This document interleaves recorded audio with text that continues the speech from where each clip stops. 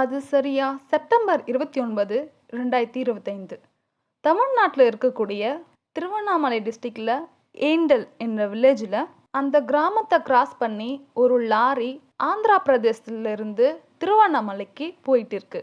வாழைத்தாரை ஏற்றிக்கிட்டு டிரைவரும், ஒரு 40 வயசுல இருக்கக்கூடிய ஒரு அம்மாவும், ஒரு 18 வயசுல இருக்கக்கூடிய ஒரு பொண்ணும் வந்துட்டு இருக்காங்க. டிரைவர் அந்த வாழைத்தாருங்களெல்லாம் திருவண்ணாமலையில் இருக்கக்கூடிய ஒரு கடைக்கு எடுத்துட்டு போறாரு. அந்த 40 வயசுல இருக்கக்கூடிய அம்மாவும் 18 வயசுல இருக்கக்கூடிய பொண்ணும் திருவண்ணாமலையில் இருக்கக்கூடிய சாமியை தரிசனம் பண்றதுக்காக வந்துட்டு இருக்காங்க. நேரம் சரியா 11 மணி மேல இருக்கும். அவங்க சந்தோஷமா பேசிக்கிட்டு வராங்க. வேலையை முடிச்சுட்டு நம்ம கோவிலுக்கு போயிட்டு சாமி கும்பிட்டு வரலாம் அப்படின்னு. அடுத்த ஒரு அசம்பாவிதம் நடக்க போகுதுன்னு தெரியாம அவங்க 3 பேருமே ரொம்ப சந்தோஷமா பேசிட்டு வந்துட்டு இருக்காங்க.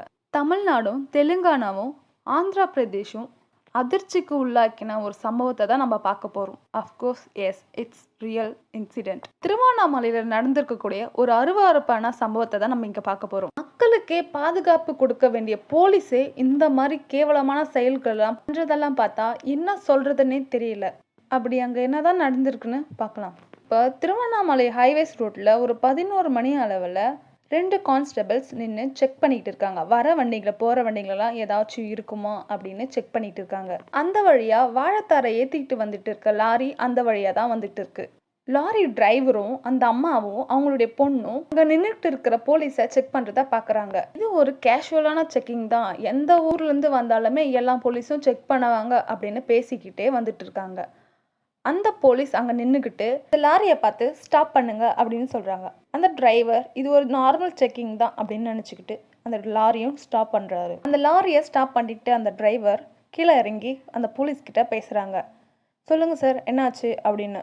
அதுக்கு அந்த போலீஸ், ஆந்திராவிலேருந்து வந்துட்டு இருக்கீங்க போல அப்படின்னு கேட்குறாரு. ஆமாம் சார், ஆந்திராவிலேருந்து தான் வந்துட்டு இருக்கோம் அப்படின்னு இவர் சொல்கிறாரு. போலீஸ் லைசன்ஸ், ஆர்சி புக்கெல்லாம் எடுங்க அப்படின்னு கேட்குறாங்க. அதுக்கு அவர் எல்லா லைசன்ஸும் ஆர்சி புக்கும் எடுக்கிறாங்க. சரி, உள்ள யார் இருக்காங்க அப்படின்னு கேட்குறாங்க போலீஸ். சார், அது என் அக்காவோட பொண்ணு சார் அப்படின்னு சொல்றாங்க. அந்த போலீஸ் அவங்க 2 பேரையுமே ரொம்ப குறுன்னு பார்த்துக்கிட்டே இருக்காங்க. அந்த போலீஸ் அவங்க கிட்ட, சரி அவங்க 2 பேரும் கீழே இறக்குங்க அப்படின்னு கேட்குறாங்க.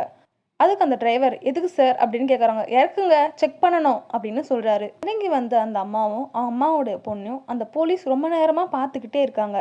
அவங்கள பார்த்து இந்த 2 போலீஸும் பேசிக்கிட்டே இருக்காங்க. என்ன பேசுறாங்கன்னு யாருக்குமே தெரியாது. சத்தம் வராத அளவுக்கு ரொம்ப பொறுமையா பேசிக்கிட்டே இருக்காங்க.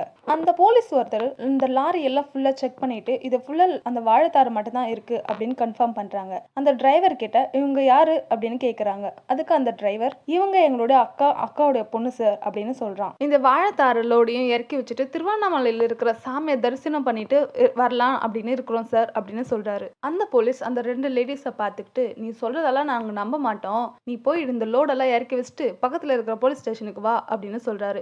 அதுக்கு அந்த டிரைவர், இல்ல சார், நான் தனியெல்லாம் விட்டு போக மாட்டேன் அப்படின்னு சொல்றாரு. அந்த போலீஸ் அதெல்லாம் கேட்காம அந்த 2 லேடிஸ் கையை பிடிச்சிக்கிட்டு தரன்னு இழுத்துட்டு வந்துட்டு இருக்காங்க. நாங்க போலீஸ் ஸ்டேஷனுக்கு தான் போறோம், நீ போய் அந்த லோடை இறக்கி வச்சுட்டு வா அப்படின்னு சொல்லிட்டு அந்த 2 லேடிஸையும் அந்த பைக்ல ஏத்திக்கிட்டு ஒரு காட்டு வழியா போயிட்டு இருக்காங்க. அந்த லேடிஸும் ரொம்ப பயத்தோட தெலுங்கு கலந்த தமிழோட, சார் எங்களை விட்டுருங்க சார், நாங்க போயிடுறோம் சார் அப்படின்னு பேசிட்டு இருக்காங்க. பட் அதெல்லாம் கண்டுக்காம அந்த போலீஸ் சைலண்டா வாங்க அப்படின்னு சொல்லிட்டு அதட்டிக்கிட்டே ஆக்சுவலா அடிச்சும் கூட்டிட்டு போனாங்க அப்படின்னு சொல்லப்படுது. அந்த 2 பெண்களையும் ரொம்ப தூரமா பைக்ல கூட்டிட்டு போயிட்டு இருக்காங்க அந்த போலீஸ். சார், எங்களை எங்க சார் கூட்டிட்டு போறீங்க அப்படின்னு அவங்க கேக்குறப்ப அதுக்கு எந்த ஒரு பதிலும் சொல்லாம ரொம்ப இருட்டான நேரத்துல அவங்க 2 பேரையும் கூட்டிட்டு போயிட்டு இருக்காங்க. கொஞ்சம் தூரம் போயிட்ட பிறகு அந்த ரொம்ப இருட்டான ஒரு காட்டுல நிறுத்துறாங்க பைக்கை. அவங்க அந்த 2 லேடிஸும் ரொம்ப பயத்தோடு, சார் இங்க எதுக்கு சார் நிறுத்துறீங்க அப்படின்னு அவங்களுக்கு தெரிஞ்ச மொழியில அவங்க பேசுறாங்க. ஆனா இதெல்லாம் அவங்க கண்டுக்காம அவங்களுடைய கையை தரன்னு பிடிச்சி இழுத்துக்கிட்டு அந்த காட்டு வழியா உள்ள போயிட்டு இருக்காங்க. அந்த காட்டு வழியா போயிட்டு இருக்கிறப்ப அங்க இருக்கிற 40 வயசுல ஒரு அம்மாவை, நீ இங்கே இரு அப்படின்னு சொல்லி அவங்க கையை நல்லா கட்டிட்டு, அவங்க போட்டிட்டு இருக்கிற சேலையிலேயே அவங்களோட கையை நல்லா கட்டிட்டு அவங்களோட வாயும் பொத்துறாங்க. அந்த 18 வயசுல இருக்கிற பொண்ணை கொஞ்சம் தூரமா கூட்டிட்டு போயிட்டு அந்த 2 போலீஸ் அந்த பொண்ணை ரேப் பண்றாங்க. 2 பேருமே சேர்ந்து மாத்தி ரேப் பண்றாங்க. அந்த பொண்ணு, சார் என்னை விட்டுருங்க அப்படின்னு ரொம்ப கெஞ்சி கேட்டு இருக்காங்க. ஆனாலும் அதெல்லாம் பார்க்காம அந்த 2 போலீஸ் இந்த கேவலமான ஒரு சம்பவத்தை பண்ணியிருக்காங்க. இதெல்லாம் பண்ணிட்டு அந்த போலீஸ் அந்த பொண்ணுங்களையும் எல்லாரையும் விட்டுட்டு ஓடி போயிடுறாங்க. சின்ன பொண்ணு அவ்வளோ கஷ்டத்துலயும் எழுந்து அவங்க அம்மா கிட்ட போறா. அழுதுகிட்டே அவங்க அம்மா கிட்ட போயிட்டு அவங்க அம்மா கையில இருக்கிற கட்டெல்லாம் அவுத்து விட்டு 2 பேருமே ரொம்ப கஷ்டப்பட்டு, ரொம்ப வேதனைப்பட்டு அழுதுட்டு இருக்காங்க. நேரம் காலை 4 மணி. இவங்க ரொம்ப கத்தி அழுதுட்டு இருக்கிறது அந்த சைடு ஒருத்தர் வந்துட்டு இருக்காரு. யாரோ அழுறாங்களே அப்படின்னு அவங்கள தேடிக்கிட்டே அவரு போயிட்டு இருக்காரு. அவங்கள கண்டுபிடிச்சு, "என்னம்மாச்சு? எதுக்கு அழுதுட்டு இருக்கீங்க?" அப்படின்னு கேட்கிறப்ப, அவங்க நடந்த சம்பவத்துலலாம் அவங்க சொல்றாங்க. அதுக்கு அவரு உடனே 108க்கு கால் பண்ணி பக்கத்துல இருக்கிற ஹாஸ்பிட்டலுக்கு அவங்கள கூட்டிட்டு போறாங்க. பக்கத்துல இருக்க ஹாஸ்பிட்டலுக்கு அவங்க போயிட்டு ட்ரீட்மெண்ட் எடுத்துக்கிறாங்க.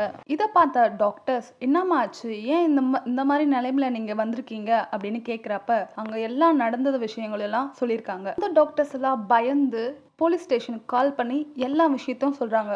அங்க இருக்கிற போலீஸ் பதறி அடிச்சுட்டு ஓடி வந்து அந்த பொண்ணுகிட்ட கேக்குறாங்க, அந்த நபர் எப்படி இருந்தாங்க அப்படின்னு. அதுக்கு அந்த சின்ன பொண்ணு, அவர் பார்க்கறதுக்கு ஒரு 30 வயசு ஆள் மாதிரி இருந்தாரு அப்படின்னு சொல்லுச்சு. அப்புறம் தாடி எல்லாம் இருக்கும், ஒருத்தருக்கு தாடி இருக்கு, இன்னொருத்தருக்கு தாடி இருக்காது அப்படின்னு அங்காடியாளங்கள் எல்லாம் சொல்லுனாங்க. அந்த போலீஸ் கொஞ்சம் கூட தாமதிக்காம எந்த ஒரு விசாரணையும் பண்ணாம அந்த போலீஸை அரெஸ்ட் பண்ணி கோர்ட்ல சப்மிட் பண்ணி இப்போ அவரு ஜெயிலையும் இருக்காங்க. சில போலீஸ் எல்லாம் நாங்க விசாரிக்கிறோம், யாரு என்னன்னு பாக்குறோம் அப்படின்னு சொல்லி அந்த கேஸையே எப்படியாவது மாத்த பார்ப்பாங்க. இல்லைன்னா போலீஸ் மேல எந்த ஒரு தப்பும் இல்லை அப்படின்னு நிறைய விஷயங்கள் நடந்திருக்குது நம்ம பார்த்துருப்போம். பட் திருவண்ணாமலையில் இருக்கிற போலீஸ் இதை கொஞ்சம் கூட டிலே பண்ணாம குற்றவாளி யாரோ அவங்களுக்கு கண்டிப்பா தண்டனை கிடைச்சு ஆகணும் அப்படின்னு அந்த குற்றவாளிக்கு தண்டனையும் வாங்கி கொடுத்துருக்குது. ஒரு சைடு பார்த்தா ஒரு கேவலமான விஷயத்த பண்ணதும் ஒரு போலீஸ் தான், இன்னொரு சைடு பார்த்தா அந்த தப்புக்கு தண்டனை கொடுத்தே ஆகணும்னு நினைச்சு அந்த தப்பு பண்ணவருக்கு தண்டனையும் கொடுத்ததும் போலீஸ் தான். ஒரு அர்ஜென்ட் ஆபத்துக்கு தான் நம்மளே ஒரு போலீஸ்க்கு கால் பண்ணி கூப்பிடுறோம். பட் அந்த போலீஸே இந்த அளவுக்கு கேவலமா நடந்துக்கிட்டா அப்ப மக்கள் மனதுல போலீஸ் மேல இருக்கிற அபிப்பிராயம் எந்த அளவுக்கு இருக்கும்? நல்லது பண்றதும் போலீஸ் தான், கெட்டது பண்றதும் போலீஸ் தான். இந்த மாதிரி இருந்தா யாரும் அவங்கள நம்புவாங்க? ஒரு பொண்ணு தனியா நம்பிக்கையா அனுப்புறதே ஒரு 80% வந்து போலீஸை நம்பியும் அனுப்புறாங்க வெளியே. பட் அவங்களே இந்த மாதிரி சூழ்நிலை உருவாக்குனா பீப்புள்ஸ் எல்லாம் எவ்வளவு பயப்படுவாங்க. அவங்க பாதுகாப்பு கொடுக்கறதுக்காக தான் அவர் நின்றுட்டே இருக்காரு. ஆனா அந்த பாதுகாப்பு கொடுக்கிறவரே இந்த மாதிரி சூழ்நிலை உருவாக்கி இருக்காரு. இது தமிழ்நாட்டையே அசிங்கப்படுத்தக்கூடிய விஷயமா தானே இருக்கு. சின்ன பொண்ணு, 18 வயசு பொண்ணு, அந்த பொண்ணு என்னெல்லாம் யோசிச்சிருப்பா?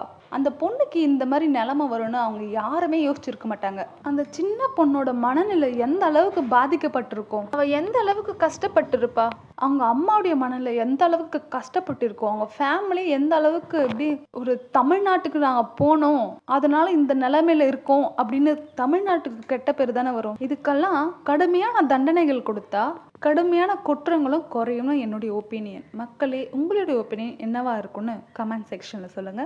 தேங்க்யூ.